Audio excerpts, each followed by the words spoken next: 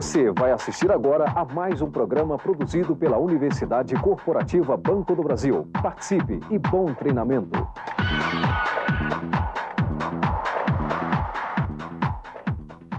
Sejam bem-vindos ao Rede Aberta 29, Autoatendimento Varejo Pessoa Jurídica. O Rede Aberta é uma metodologia de educação à distância que utiliza os recursos da Universidade Corporativa Banco do Brasil para facilitar o treinamento continuado dos funcionários do banco que atuam em todo o país. E a partir de agora vamos falar do movimento das empresas em busca de inovações e dos diversos canais que permitem o relacionamento de clientes com o Banco do Brasil de maneira rápida, cômoda e segura. Nosso palestrante convidado é Moisés Simantob, especialista em inovação estratégica, professor da Fundação Getúlio Vargas São Paulo e cofundador do Fórum de Inovação. E vamos viajar pelo Brasil para conhecer alguns casos de sucesso que mostram a eficiência dessas ferramentas que começam a se solidificar no mercado, promovendo uma verdadeira revolução na maneira de fazer negócios. Pessoal, é um prazer estar aqui com vocês. Hoje nós vamos conversar sobre inovação. Antes de tudo, eu queria agradecer o convite feito pela DIMP, que é a Diretoria de Micro e Pequenas Empresas do Banco do Brasil. Queria agradecer também aos colegas da Direl, com quem a gente já vem trabalhando ao longo de 6 anos. E esse é um relacionamento antigo, ele começa no início de 99, quando o Banco do Brasil se junta a outras organizações para a gente começar a entender como é que a inovação se manifesta nas organizações. Mas antes de começar a falar disso, eu queria agradecer à Universidade Corporativa, que foi quem proporcionou esse nosso encontro de hoje, e queria dizer também que eu acho que é fundamental essa ideia da gente poder fazer não uma palestra, não um monólogo, mas sim um grande diálogo com vocês. Um diálogo que vai passar por debates, perguntas, estudos de caso, relatos de experiências de vocês, e algumas novidades que eu vou procurar trazer para vocês no que diz respeito às redes sociais, à geração Y, enfim, esse conjunto de mudanças que tem feito desse último século um século extraordinário de todos nós vivemos. Vamos começar a conversar um pouquinho sobre o que tem acontecido no mundo nesses últimos anos. Eu acho que cada um de nós está percebendo a velocidade e o ritmo das mudanças em todo tipo de organização, pública-privada, organizações não governamentais. Tem alguns fenômenos que são muito importantes para a gente poder ficar atento. O primeiro fenômeno que eu acho que é fundamental nos dias que a gente tem vivido é a web, entender o que significa hoje o que eu consideraria a terceira grande revolução, a revolução digital. Um ambiente onde mais do que buscar informação, mais do que participar e transacionar nesse comércio eletrônico, com vendas online, a gente tem tido a possibilidade de ver pessoas empreendendo, criando novos negócios. O ambiente da web é um ambiente novo para todos nós, só não é novo para uma geração, a chamada geração Y. Aquele público que está entre 20 e 30 anos, que é um público que já nasceu dentro da web, se é que a gente pudesse dizer isso, um cara que está conectado 24/7, ele prefere se comunicar muitas vezes usando redes sociais, MSN, Orkut, Facebook, Twitter, do que usar o próprio telefone ou fazer os contatos pessoais. Uma pesquisa recente agora do Ibope mostra que se a gente olhar dentro dessa faixa de 17 a 20 anos, 24 anos, esse público ele tem uma presença de 72% do tempo dele voltado para a construção de relacionamentos nas redes sociais. O que está acontecendo? Ele ouve música, ele constrói conhecimento, ele dissemina informação, ele busca amigos, e ele, acima de tudo, pensa sobre o futuro dele e como que o futuro dele pode ser melhor, dando maior sentido, maior significado para o trabalho. Se isso tudo não fosse suficiente, nós estamos vivendo um boom no setor de dispositivos de mobilidade e o celular vem ganhando uma presença incrível. Nós somos 4 bilhões de celulares hoje que dão conta de nos dar todo tipo de informação sobre cinema, teatro, lazer, música, conhecimento, informação de localização. O que isso tudo impacta você que está me ouvindo? eu acho que a gente para pensar e entender um pouco o que significa hoje inovar diante de todas essas movimentações tecnológicas. Inovar significa uma mudança de postura, uma mudança de atitude. Porque não basta ter o conhecimento sobre esses recursos e nem somente ter habilidade para poder lidar com ele. O que a gente precisa é entender como é que a gente transforma conhecimento em riqueza. Esse é o campo da inovação.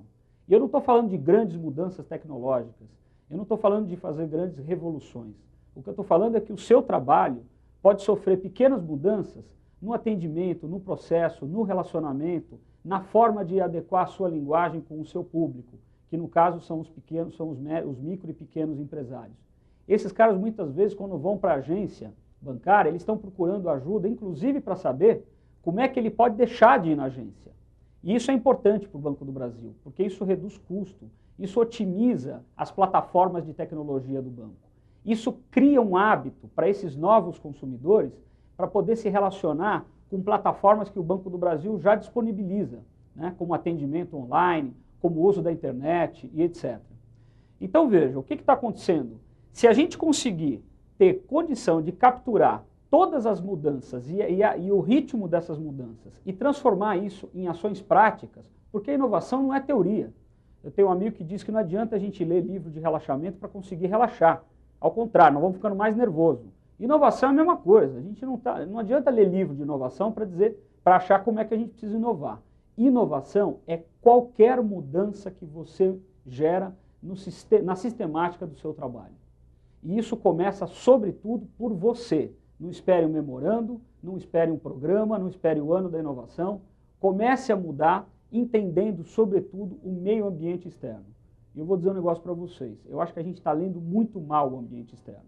As mudanças estão tão aceleradas e a gente está tão atabalhoado com tanta informação que a gente está se atolando nessa quantidade de informações que acabam entrando por todos os meios de comunicação. Esse relacionamento que eu estou estabelecendo com vocês, que é um diálogo, né, usando esse meio de televisão, ele é um recurso importante e é um recurso, inclusive, que faz a gente poder parar para pensar como é que a gente transforma hoje uma inovação de produto, uma inovação de processo, uma inovação de gestão em riqueza. Porque se a sua organização crescer e se desenvolver e não perder esse bonde, não perder o ritmo dessas mudanças, pode ter certeza, você vai estar junto com a instituição. Você é parte da instituição. 9 de setembro de 99, 9/9 de 99, portanto uma data cabalística, o Fórum de Inovação nasce para sistematizar todo esse conhecimento que estava à disposição de todos nós, pesquisadores, alunos, executivos, funcionários, grandes e pequenos empresários. E o que o Fórum veio estudar e que pode ser útil para vocês? O que é inovação? O Fórum tem uma definição muito simples sobre inovação. Ele diz que inovação é toda ideia que, uma vez implementada, gera um resultado econômico. E hoje, em dias de sustentabilidade, não podemos acrescentar mais 2 bottom lines, além do econômico. O econômico, o social e o ambiental. Então, se dentro da sua atividade profissional você conseguir reduzir papel, se dentro da sua atividade profissional você conseguir melhorar a qualidade de vida no trabalho, se dentro do seu ambiente profissional você conseguir fazer mais com menos, você está inovando. O Fórum de Inovação, mais do que simplesmente fazer reuniões, escrever livros e poder estar gerando, sistematizando e disseminando conhecimento sobre inovação, ele tem uma preocupação muito grande de ver a inovação na prática. E o Banco do Brasil foi um grande manancial de estudos, foi um lugar onde a gente aprendeu muito, porque antes os nossos estudos eles não estavam apoiados na prática e na observância do que o banco já vinha fazendo. Estava apenas numa parte de conceituação. Hoje, a gente teve a oportunidade de estudar cédula de produto rural, mobile banking, tivemos a oportunidade de estudar casos de auditoria que inclusive foram publicados e deram a publicação de um livro que foi em comemoração aos 200 anos do Banco do Brasil, chamado Organizações Inovadoras. O que é importante de todas essas experiências? É a gente continuar a mapear como que a inovação surge, como é que ela se manifesta, como é que a inovação é alavancada, como é que a inovação pode ser facilitada e, sobretudo, inibida. Agora, sabe o que acontece? Para quem está trabalhando, como todos nós, em ambientes grandes. No caso, eu estou no Banco do Brasil, na Fundação Getúlio Vargas, vocês estão numa organização com 80 mil funcionários. A gente está mais acostumado a ver iniciativas que inibem a inovação do que facilitam ou alavancam a inovação, né? Vamos lá, ambiente de trabalho é altamente favorável à criação de novos diálogos e de relacionamento. Ambientes fechados, onde a gente não estabelece facilidade das pessoas trocarem ideias, porque aonde nasce uma ideia? A ideia nasce no antagonismo, a ideia nasce nessas tensões criativas. Por isso que se diz que mais do que nunca, os lugares onde há mais criatividade é o lugar do cafezinho. Por que é o lugar do cafezinho? Porque é onde a gente está conversando informalmente, de forma coloquial, colocando as sugestões de como é que a gente acha que as coisas poderiam ser feitas de uma forma diferente. Segunda coisa importante, as plataformas de colaboração, de cooperação, de comunicação e de relacionamento com entidades parceiras. No caso do Banco do Brasil, né, a própria Universidade Corporativa vem fazendo um trabalho extraordinário, capturando, inclusive, tecnologias sociais. E esse tipo de conhecimento, que traz o conhecimento da ponta para dentro do banco e do banco transformado em serviços e produtos, é que vai garantir a competitividade da organização no futuro. E por falar em organização no futuro, há uma coisa muito importante. A gente tem visto que os gurus da administração, os pensadores da administração, vêm divergindo sempre para encontrar lugares comuns de como se posicionar de uma forma diferente. Oceano Azul, Total Quality Management. E hoje a gente tem visto que se tem um tema que não há divergência, é o tema da aprendizagem contínua. Nós não temos dúvida nenhuma que a organização do futuro vai ser aquela que vai aprender mais rápido que os seus concorrentes. Só que quem aprende não é a organização, quem aprende somos nós, são as pessoas. Então a pergunta que eu deixo para vocês é: como é que você aprende mais rápido que os seus colegas, que os seus competidores? Como é que você se auto-instrui? Esse é um aspecto fundamental dentro de uma instituição que tem 80 mil funcionários. Vocês imaginam se cada um de vocês pudessem dar uma ideia nova por dia? A dificuldade que o banco teria de conseguir sistematizar tudo isso e transformar tudo isso em novas práticas. E as ideias, elas vêm da forma mais inesperada possível. O que a organização precisa estar continuamente é se alimentando desse novo mundo.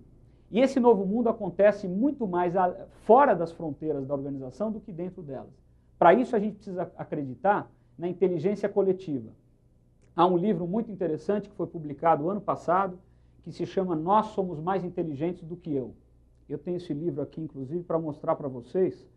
E esse livro, ele fala de uma comunidade de pessoas que estão à disposição para gerar ideias. Esse livro, ele foi construído com a colaboração de mais de 4 mil voluntários. Vocês imaginam se uma organização como o Banco do Brasil pudesse ouvir todos os seus colaboradores para repensar o seu futuro, para criar novos produtos e serviços, para fazer da tecnologia, né, um meio e não um fim para a inovação.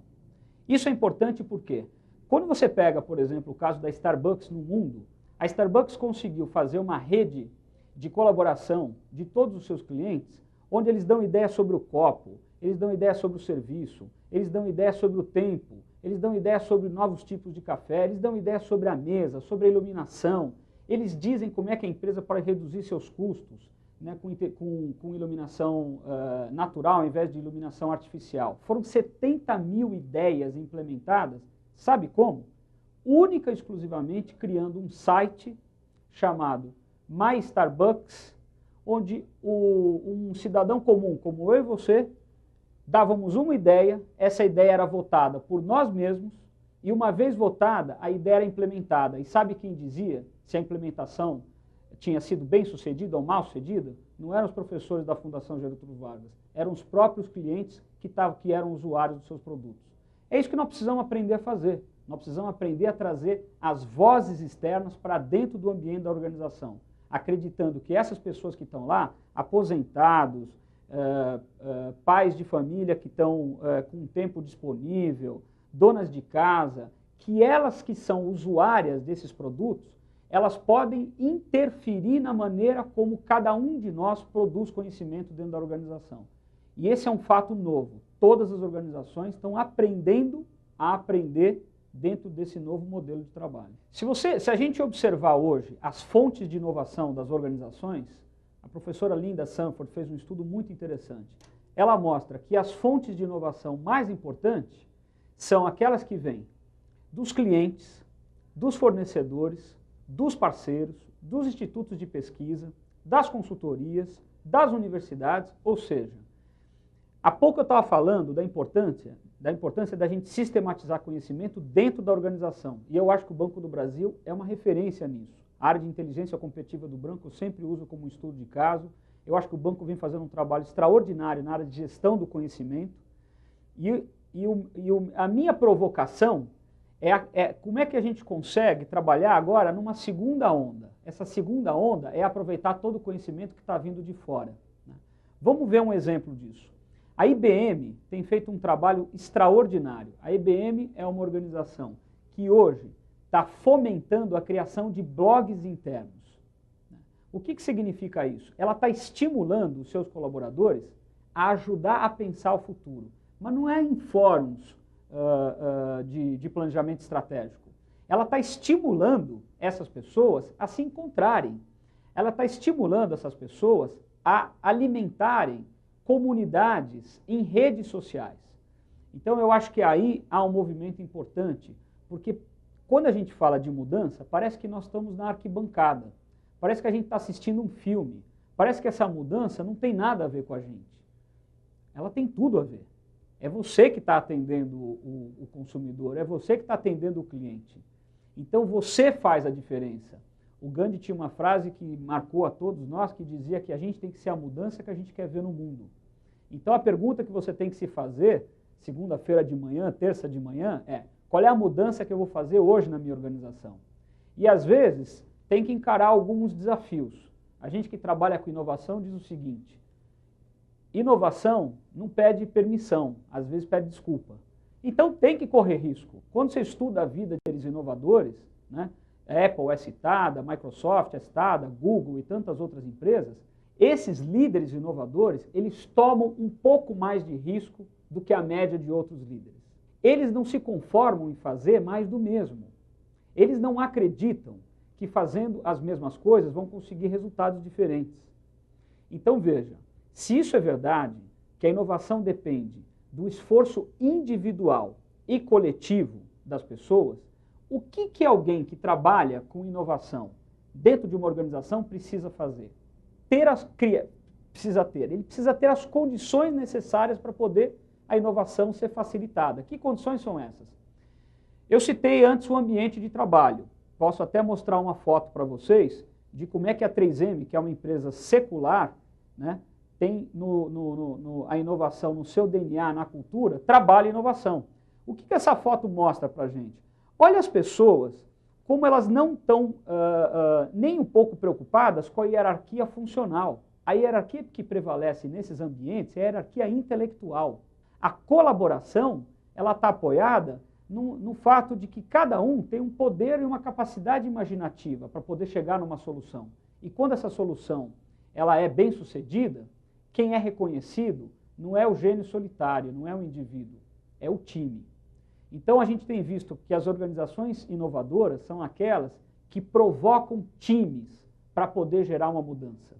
E não tem nada melhor do que você poder ter como ponto de partida a problemática do seu dia a dia, do seu cotidiano. A gente não precisa pensar em nanotecnologia, a gente não precisa pensar em problemas complexos. Nós podemos pensar na maneira de como o nosso trabalho vem sendo feito dia a dia e fazer a pergunta: e se fosse diferente? E se dependesse de mim, o que eu faria? A inovação, portanto, ela é amparada e ela é estimulada por um ambiente que também reconhece as pessoas. Então, esses times de inovação, eles são reconhecidos, sobretudo, pela capacidade de serem desafiados continuamente. A gente sabe que cada um de nós se realiza de uma forma diferente no trabalho, mas o mais importante é saber que tem uma organização que está preocupada com o significado e com o esforço coletivo que vai fazer com que o resultado final beneficie não só ao indivíduo, mas a coletividade. E por falar em coletividade, eu acho que há dois exemplos muito interessantes para a gente poder visualizar como é que a gente pode aterrissar a inovação nas organizações. Um caso é o caso da Netmovies. Todos nós devemos viver um problema semelhante. Você pega um filme em casa, não consegue ver, o filme vai te gerar dois problemas. Multa, e você vai ter que ir buscar e vai ter que ir devolver. O que jovens saídos de universidade pensaram? Por que a gente não monta um catálogo eletrônico e permite que as pessoas naveguem por todos os filmes, que são 12 mil filmes nesse catálogo hoje, escolhendo mediante um ranking, os filmes que quer ver antes dos outros. Recebe o filme por um motoboy, assiste quando quiser, pode ficar com o filme até um mês em casa. Quando não quer mais, quando já assistiu o filme e está pronto para receber os próximos, entra de novo na web e manda uma comunicação para os funcionários enviarem o filme que está na sequência da lista. Motoboy retirou, motoboy voltou. Resolveu 3 problemas. Primeiro lugar, você não precisa ficar aflito para assistir o filme. Segundo lugar, resolveu o problema da multa. Terceiro lugar, ainda ajudou a sustentabilidade, porque economizou combustível, economizou trânsito e não teve que ficar parado no estacionamento. Ideia simples, que está funcionando, que está gerando dinheiro. Pra você ter uma ideia, essa empresa, inclusive, se tornou uma empresa de capital aberto na internet. Qual é o grande problema dessa iniciativa e de outras, como, por exemplo, a loja da Apple, chamada Apple Store, que já fez até 28 de setembro 2 bilhões de downloads de músicas, de séries, de games. Qual é o grande problema dessas iniciativas que estão se somando na web? Segurança da informação. Segurança da informação vai gerar maior ou menor capacidade das pessoas se sentirem confiantes de poder usar o serviço. É incrível hoje, no próprio, quando a gente olha cartão de crédito, há muita gente que tem resistência do uso do cartão de crédito pela web. Evidentemente que os crimes que a gente vê no mundo real, na web também vão existir. Como se diz, a web é uma grande praça global. O fato é que a área de tecnologia da informação evoluiu muito e a área de segurança também. E isso vem permitindo, inclusive, que se compre hoje até imóveis pela web. Um exemplo disso é a Tecnisa. A Tecnisa é uma empresa que o Rede Aberta visitou. E vocês vão poder conhecer ali como é que corretores ficam 24 horas online, ouvindo as necessidades dos clientes e permitindo que os clientes não só vejam os prédios nas áreas onde eles têm interesse em fazer aquisição, mas eles naveguem por dentro dos apartamentos. Eles têm condição, inclusive, de conversar e de negociar com os corretores sem sair de casa. Ou melhor, sem sair da onde eles estiverem, porque com o celular na mão, você pode comprar um imóvel, inclusive, fora do Brasil.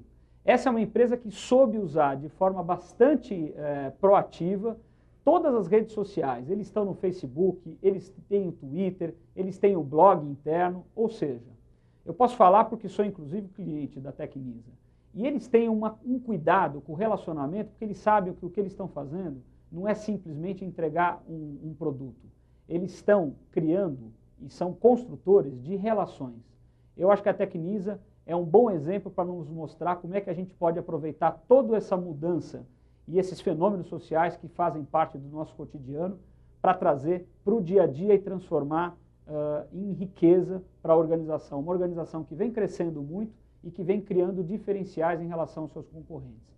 Tecnisa, um bom exemplo de uso de redes sociais para a inovação. Roberto, você é gerente de mídias sociais aqui da Tecnisa. Como é que é a natureza desse seu cargo? O que você faz aqui? Como é que é essa parte de mídias aqui na Tecnisa? Bem, na verdade, eu cuido de toda a estratégia que a gente realiza dentro das mídias sociais, né? Desde de monitorar as mídias sociais, as redes sociais como Orkut, Facebook, Twitter. Eu monitoro os concorrentes, monitoro boatos, né? Então, como a gente é uma empresa de capital aberto, eu monitoro ações que as outras pessoas pedem para monitorar. Faço muito relacionamento com todos os stakeholders, né, que desde o cliente, até passando pelo fornecedor, até admiradores da marca, simplesmente. Então, eu converso com todas essas pessoas online sempre que possível, tento fomentar essas conversas, né, porque existem pesquisas que mostram, aí, o Ibope lançou uma, que 90% das pessoas acreditam na opinião de outras pessoas que elas conhecem e 70% acreditam na opinião de pessoas que elas não conhecem. Então, se eu estou ali conversando sobre a marca Tecnisa dentro de uma rede social e essa pessoa vira um admirador da marca, fala da marca, outra pessoa, quando entrar lá daqui a 5 anos e ler aquele comentário, vai ter um bom recall da empresa, uma boa impressão da empresa. Então, a minha função é realmente gerar conteúdo dentro das redes sociais falando da Tecnisa. Além da gerência de mídias sociais, que outras áreas a Tecnisa também está atuando? Nós temos 3 gerentes. Tem eu, que cuido das mídias sociais, né? Tem um gerente de mídia, que ele cuida de link patrocinado e mídia display, que é banner, e-mail marketing. Ele cuida desse tipo de mídia mais tradicional, né, vamos dizer assim, dentro da internet. E temos o gerente de canais, que ele cuida do site, de mudar os destaques do site, de lugar, bota isso aqui, tira aquilo. Ele cuida também do portal de RH, cuida do nosso aplicativo do iPhone. E são essas 3 gerências que cuidam de toda a estratégia. Tem um diretor acima da gente também, que é o Romeu Buzarello, que ele cuida da gente, assim, ele monitora o que a gente faz, mas basicamente são essas 3. A Tecnisa tem um case bastante famoso, que está divulgado em toda a mídia. Ela vendeu um apartamento via Twitter, ou usou o Twitter para vender um apartamento. Conta pra gente como é que foi essa ideia de colocar como é que começou esse processo que levou até a venda de um apartamento pelo Twitter? Na verdade, esse processo começou há 8 anos atrás, quando a gente começou a nossa estratégia online.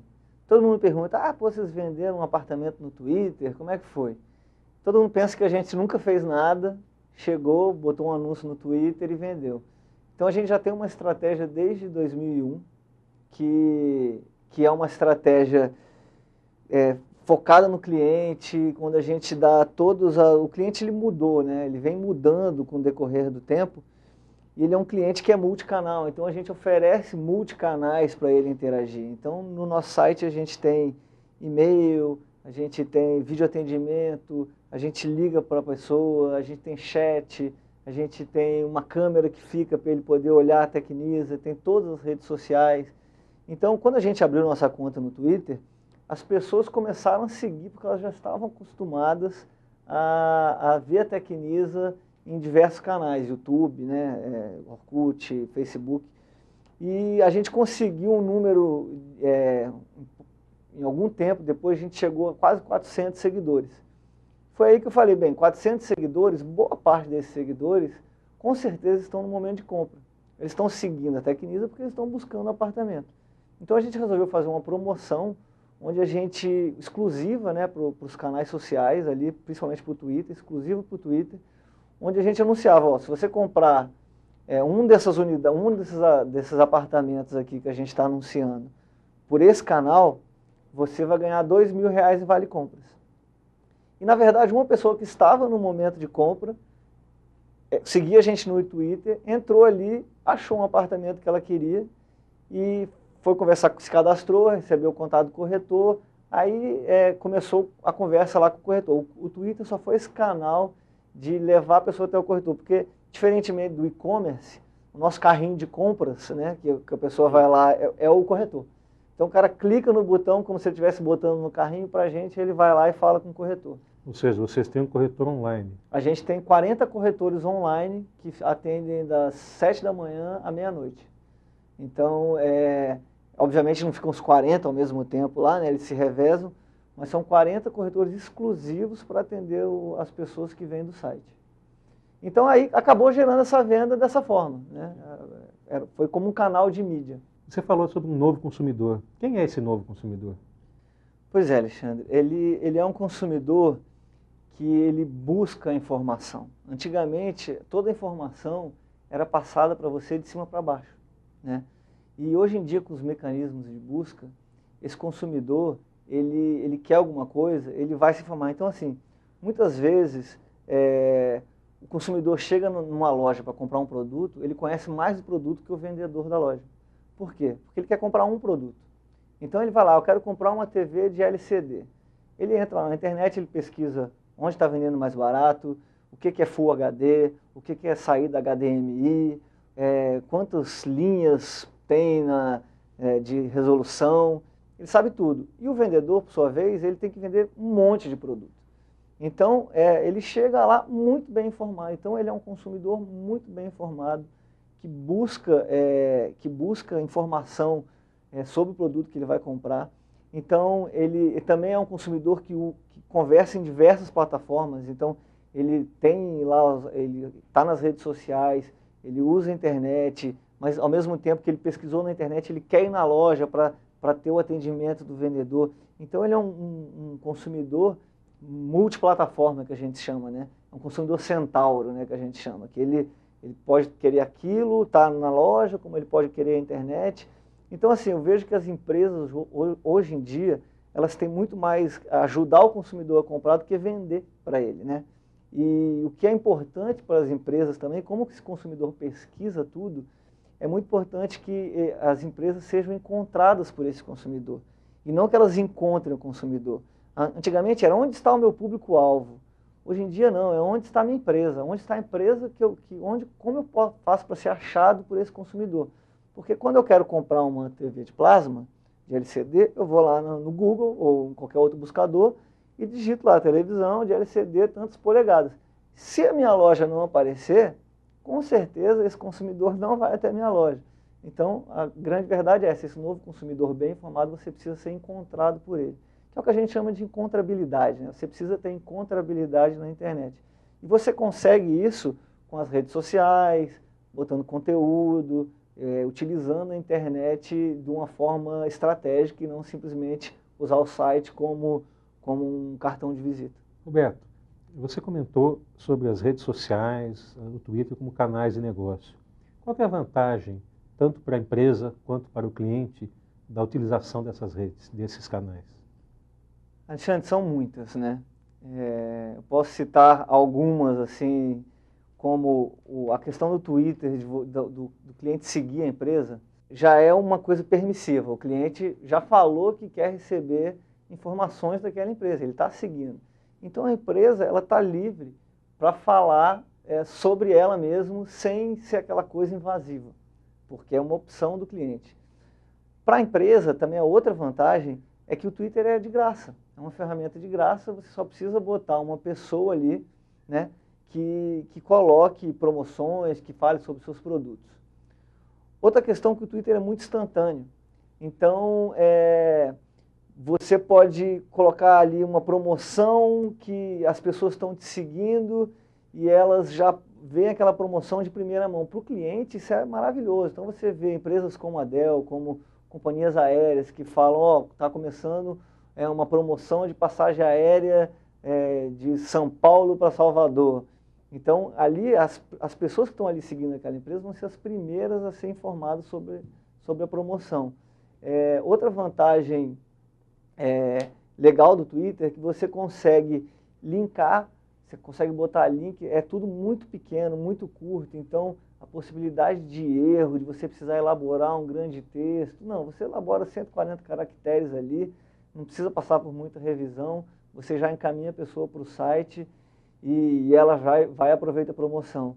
E a rede social como um todo, ela ajuda naquela questão da encontrabilidade que eu falei, né? Então, o Twitter também é rastreado pelo Google, né? Então as pessoas acabam, quando vai procurar passagem aérea, acabam encontrando ali aquele post no Twitter e vai. Então, assim, são várias vantagens, né? Eu acho que para o consumidor existe uma vantagem muito grande de seguir empresas se eles estão em busca daquele produto, né? Óbvio que você não vai seguir uma empresa por seguir, mas se eu vou viajar, eu vou seguir todas as companhias aéreas para ver quando aparece a primeira promoção. Então é meio por aí. Então agora eu queria chamar vocês para conhecer um pouco aqui a área de e-business da Tecnisa.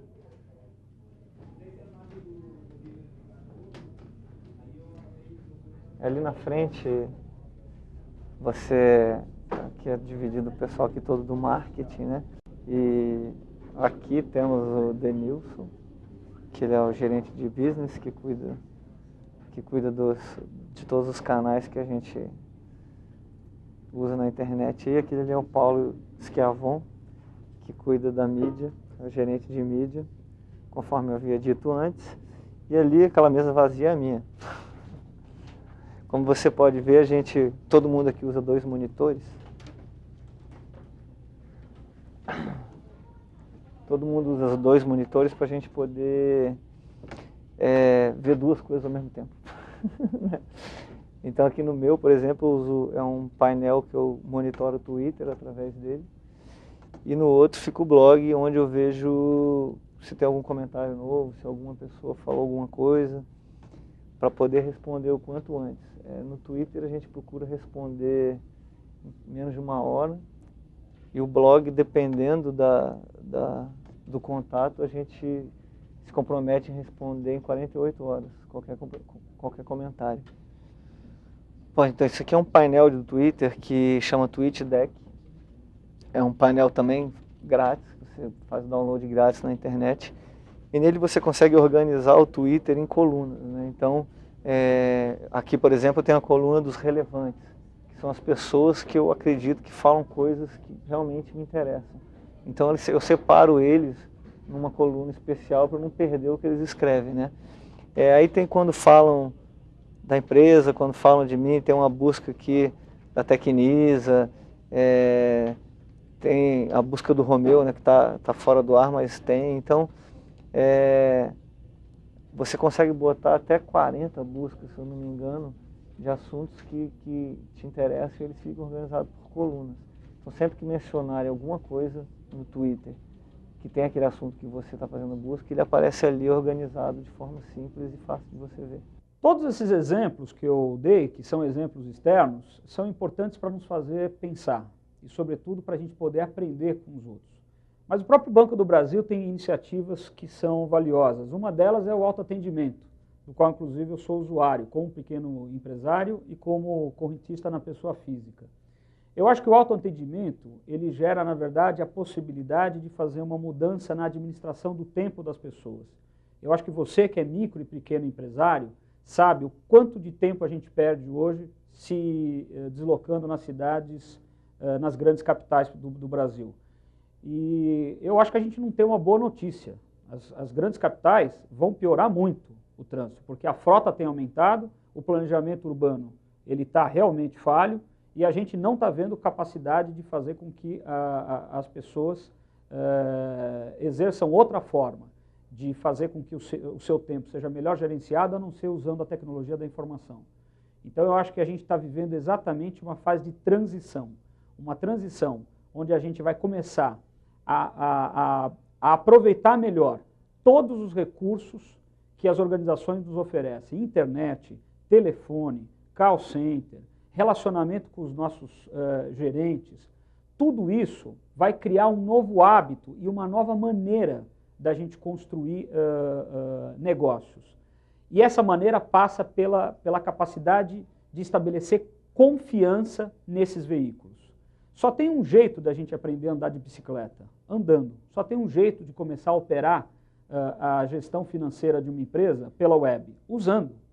Claro que no começo nós vamos errar, claro que no começo nós vamos achar difícil, claro que no começo nós vamos nos sentir inseguro. Mas se a gente acreditar que as organizações estão fazendo um esforço descomunal para poder fazer com que nós aprendamos mais rápido possível a exercer a nossa capacidade de transformar o nosso tempo num tempo útil, porque o teu tempo não deveria estar sendo despendido para atividades burocráticas e operacionais. O nosso tempo tem que estar sendo valorizado naquilo que é mais importante, entender quais são as necessidades, quais são as brechas, os nichos de mercado que estão aparecendo dia após dia. Se a gente conseguir equalizar melhor o nosso tempo, nós só vamos ter vantagem. Nós vamos ganhar comodidade, nós vamos ter mais tempo livre para poder pensar.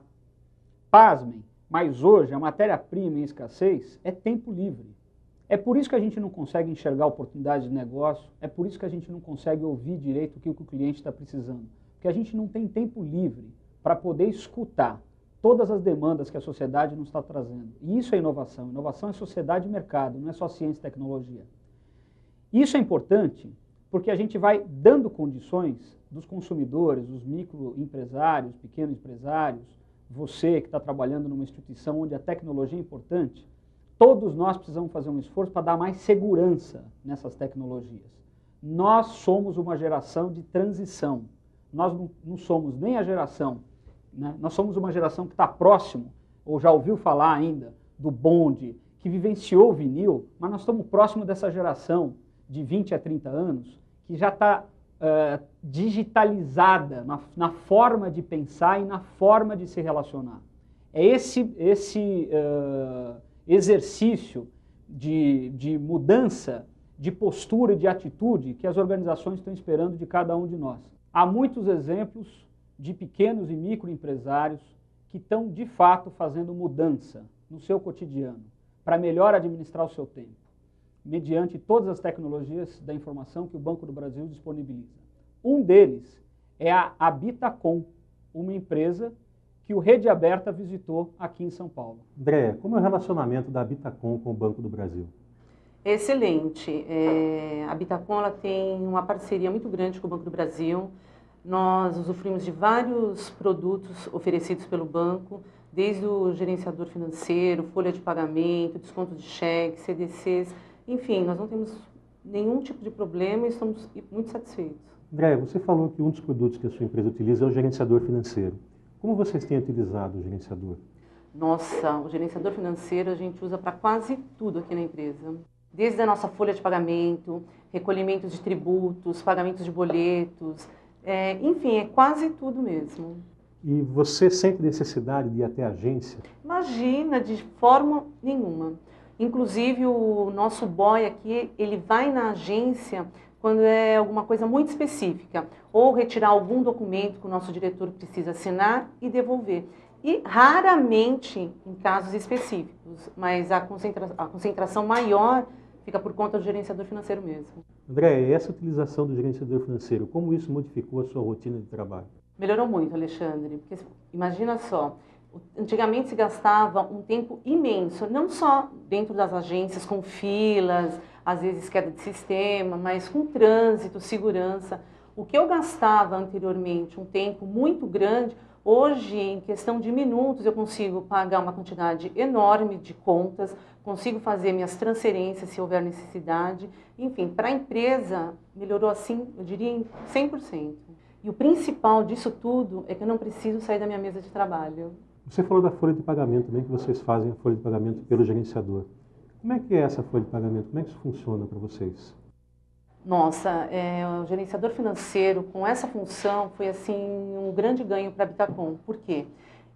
Aqui é o nosso escritório central, mas a maioria dos nossos funcionários eles ficam em obras, que nem sempre estão próximo do escritório ou próximo do banco onde a gente mantém relacionamento.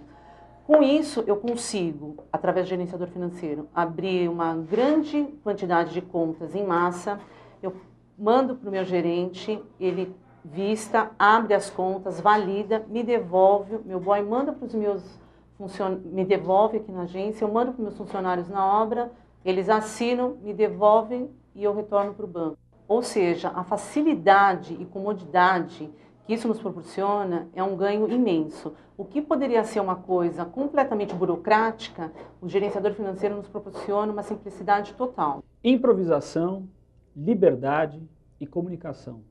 Esses são os desafios que a sociedade atual nos coloca. A pergunta que a gente precisa se fazer é: qual é a mudança possível? Qual é a mudança dentro da sua atividade que pode gerar riqueza profissional, riqueza empresarial e, acima de tudo, colocar a organização competitiva no futuro para que a gente possa observar a inovação não como uma ferramenta organizacional e nem como um recurso para ser usado em momentos de crise, como um hábito que todos nós aprendemos a desenvolver e cultivar. Para terminar, eu vou deixar uma reflexão para vocês e vou fazer uma provocação. A questão é, o que depende de nós? O que depende da organização e o que está dependendo da sociedade? A provocação é, se a mudança é inexorável, é inevitável, mude você. Essa é a exigência que fica para todos nós que estamos vivendo nesse extraordinário século. Obrigado pela atenção, foi um prazer estar aqui com todos vocês. Obrigado pelo convite do Rede Aberta, nos vemos em breve. Em nome do Banco do Brasil e da Universidade Corporativa, agradecemos a todas as pessoas, dependências, instituições e clientes que nos ajudaram a mostrar esses casos de sucesso. Agradecemos também a acolhida que deram à equipe do Rede Aberta. Obrigada pela sua atenção e até logo.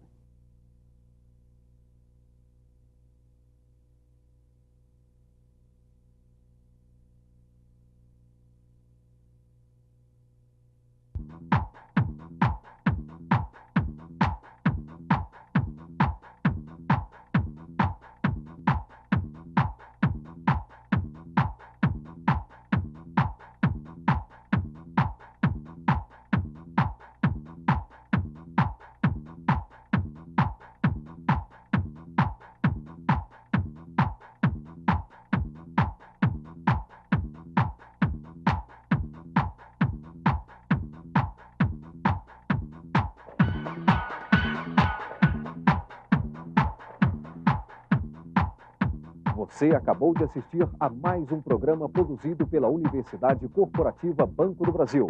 Agradecemos a sua participação.